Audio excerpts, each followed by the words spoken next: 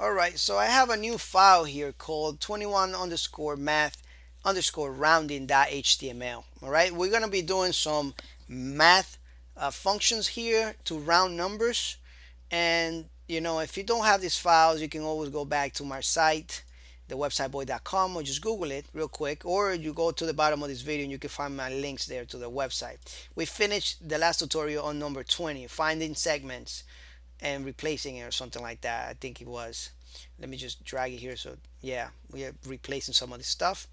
If you haven't watched those tutorials, go ahead and feel free to go back on the playlist that you are watching this from right now, or just go to my website and watch it there. But anyways, so we're doing a rounding here, and let's open this on the browser. Open this with browser. There we go. So we have this file here. Let me just show you how to use these math functions with JavaScript.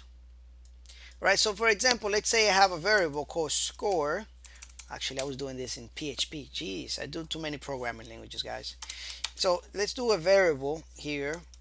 Let's define it, and let's say the score is 0.5, which that's not even a score, man. That's 0.5.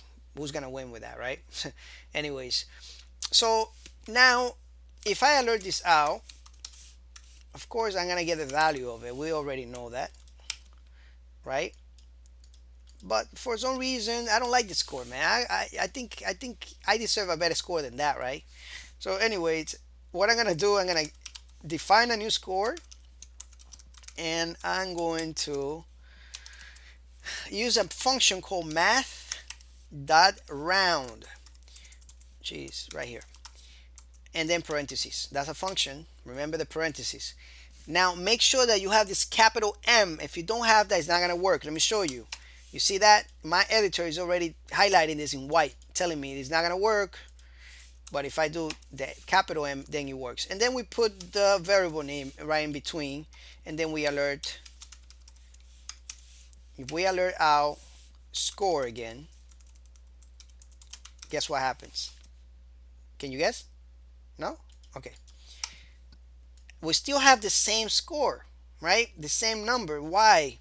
Because this right here, this function only changes it on the moment, right here, on the fly. It does not change it permanently. So this new variable has a different value now because I'm doing something with it. If I refresh now, we have a 1. So this math that round is gonna round everything up to the nearest integer.